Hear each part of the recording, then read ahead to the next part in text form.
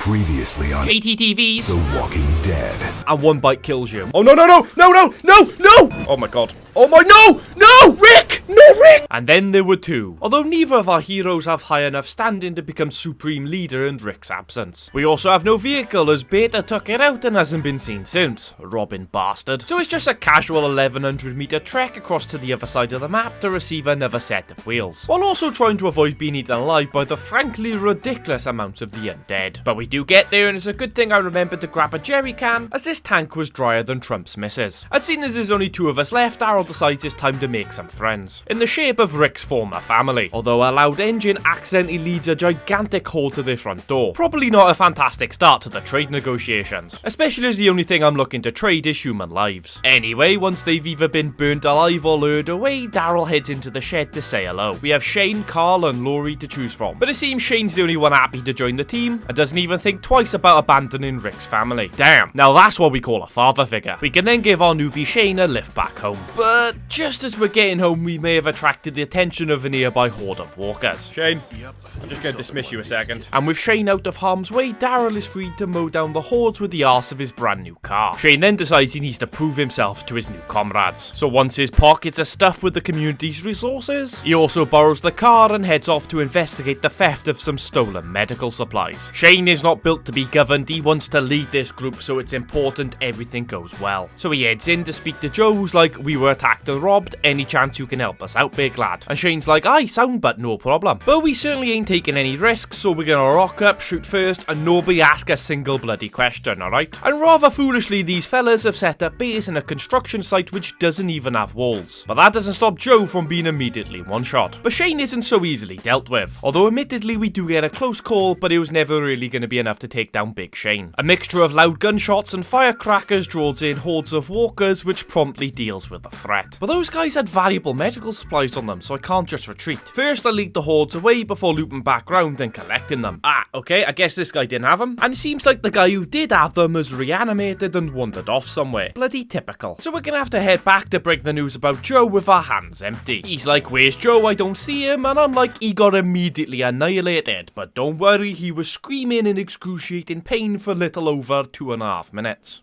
What the fuck? Anyway, I reject his offer to join us, as I'm pretty sure he was never in an episode of The Walking Dead. And with that, we have another enclave asking for food, and Shane works part-time on the weekends for Deliveroo. So he's probably the only character we have that's qualified for such a mission. Although that almost ends in immediate disaster. Oh no! Jesus, oh my god. Someone almost getting instantly bit after only 5 minutes of recruitment? Nah mate, never happened before. As revenge for them almost letting me succumb to my own stupidity, I'm like, no food for you son. But interestingly, they will trade me for a repair kit even though I'm now letting them starve. Questionable decision on their part, I'm sure you'll agree. And with that, it's time for Shane to really prove his worth by taking on a placard. And interestingly, there's another vehicle here that looks quite familiar. But what's not so interesting is the amount of the undead that's been attracted by the noise of my engine. Shane should have invested in a Tesla. So he plants a firework around the back to hopefully distract the hordes before starting the assault from the front of the warehouse. But we needn't have worried, as 2 swings kills the placard. I guess Shane really is just built different. I'm sure you'll agree he'd make an excellent leader for this gang of outcasts. Shane then destroys another nearby heart pretty simply before heading south towards Limestone to meet the neighbours. Shane then meets a girl named Sophie, and she asks if he'd speak to some nearby knobheads to get them to be less knobheadish. And Shane's like, well, if you scratch my back, I'll scratch yours, if you know what I mean. Oh, definitely. So together they head to take on a nearby placard. Although weirdly during the assault she just stops following us. Christ's sake, Sophie, as if I don't have enough abandonment issues. Anyway, even being on his own, Shane is such a beast the placard doesn't stand a chance. Oh no! Shane! R.I.P. Shane, I can't believe another soul has been taken too soon in the prime of their life. So the question resets. Which of these two will become the legend who leads the dictatorship to safety? We take over as Michonne, and if I'm being honest with you, we're right back to square one. No car and over 2,000 meters away to get our old one back. Good thing Michonne is one fit lass. Although we get very lucky about halfway through our journey as we come across one of our old abandoned cars. So I grab ourselves a jerry can from a nearby shed, and we're good to go. Providing you ignore the cancerous fumes we've got to inhale en route, of course. Then we can head to the placard where Shane got got bit, and even though his reanimated corpse is nowhere to be seen, we take down the plague heart with only a few swings of a heavy shovel Michonne found on a corpse nearby. Although it certainly is a shame we couldn't say a final goodbye to Shane, as he had a toolkit in his back pocket. But hey, that's alright, his old working car will do just fine. It's also got a couple of sacks of resources in the back. Michonne then moves on to the next plague heart, which is in this concrete factory, and it's basically a freebie if you block the main entrance with a vehicle. Okay, well maybe that's not quite true, but I do complete the first phase before I get overrun, and have to lead away more walkers than I've ever seen in my life. Now that's a bloody horde. But with a gentle bit of manoeuvring, even with a sack of meds on her back, it's not too much longer before Michonne claims victory over the plague heart. Although if I'm being honest, the escape definitely could have been executed with a bit more finesse. I suppose that's what happens when you try reversing through 60 walkers. So it looks like we'll be escaping in the old battered pickup truck. But we don't go too far as there's another plague heart to take on. And you'll notice I still haven't had a chance to drop this bloody sack of medical supplies. What can I say, you don't get a lot of time to do anything in this mod. It's a constant barrage of walker hordes. It's both challenging and annoying, and I love every second of it. But inevitably it too shall fall to Michonne's might. And to celebrate, we make her the leader with only one plague heart left on the map. And that is what we immediately head for now. One more heart to save the entirety of Cascade Hills from the blood plague. The heart is located in the bathroom, which is both good and bad, as there's only one entrance to be attacked from. However, it does make it rather tricky to escape from when it phases and spews out all of its gases. And with that, it's time to lead the several hordes that have gathered away so I can get back in there. And you'll notice I've traded the medical sack for an ammo sack. I never learn, do I? As you can see, leading the hordes away helped massively. But whatever, that's the second phase. And using the same strat as previous, it's not too long before we finish the heart completely. And with that final swing of her shovel, Michonne has saved Cascade Hills from the blood plague. And with that, it's time to head home as she's starting to get a little sleepy. So we take over as Daryl, who has decided we need to recruit some fresh faces. He can make his way over to the survivors, and after a quick clear up of the neighborhood, he recruits Maggie Green to the dictatorship. He then drops her safely back to base where we take over as Michonne, as it seems a local has gone missing. She's also found herself a lovely new Burninator. How class is that? So we head to the villages and speak to Lee, who's like, I'm really worried about the motel hoppers. And at first I'm like, what the bloody hell's that got to do with me? I've never even met the pricks. Then Lee reminds me I did self-proclaim myself as the sheriff, so it is kind of my job. Alright, fair enough, hop in the back, son. Unfortunately, the motel hoppers have all turned, but I do find a note with coordinates labelled rally point, which is proper strange in all honesty. I can't believe people are hosting a race and I wasn't invited. But it just gets worse. I get to the coordinates and there's no sign of a race whatsoever. Just another note labelled potential targets. And right on cue, the other villagers' radio are saying they're being attacked and we have to rush back to save them. Don't get me wrong, it's going to be tricky, but by sticking together we can eliminate the hostile threat. Unfortunately, however, Lee dies immediately. I guess he won't get a chance to save Clementine in this universe. The raiders fall surprisingly easily, and now we need to go check in on the other enclaves around the map. But unfortunately, this is a journey that Michonne will not make to her final destination. She's forced to pull over as we're low on fuel. She's able to find a bundle of biodiesel in the fire station nearby, but unfortunately she gets swarmed while having no stamina. Oh no no no no no no no no no! R.I.P. Michonne, you certainly deserved better.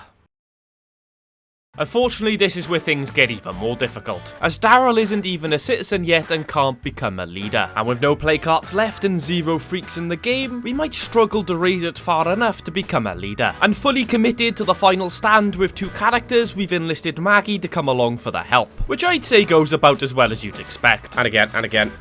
Oh, Jesus Christ! Oh, shit. R.I.P. Maggie, I hope you find Glenn in the afterlife. But unfortunately, we're gonna have to recruit a replacement, as Daryl is a warlord and the legacy missions can't spawn if there's only one character. So please welcome Carol to the dictatorship. So once Carol is safely tucked in back at base, Daryl agrees to help out an abandoned soldier who's pinned down. Although I'd say this guy was definitely over-egging the pudding when he said he was pinned down, there's no fucker here, man. I agreed to give him a lift, although I then immediately beach the pickup, and that results in Gonzalez becoming a light morning snack. That could have gone better, couldn't it? So it looks like we're gonna have to think of another plan to increase our standing. Another way we can increase our standing is by depositing resource rucksacks back at base. So with no mission spawning, I decide that might be the best way to do things. Although I find precisely fuck all in this veterinary clinic. No, I don't want soap, I want standing, you dickheads. So I spend the next 20 minutes looting all I can from the local area around my outpost before heading off on foot to clear some infestations. Very easily, may I had. But whatever, as long as it works. Unfortunately, that doesn't have a massive impact on my standing. So it's back to work. Daryl focuses on his tirade against the walker population, travelling from site to site, eliminating infestation after infestation, before heading home as he's getting sleepy and depositing all the rucksacks he's gathered, but we're still agonisingly short. So it's time for Carol Peltier to take over for 5. She wanders all over the map, again collecting as many rucksacks as she can so Daryl can increase his standing. What a woman, sacrificing her own potential leadership career for her friend. After very carefully only depositing the regular loot, she turns her attention towards the hordes that have gathered around their home site. One flare gathers them all into a neat pile, then a follow-up molly removes them from existence. Ha ha ha ha ha!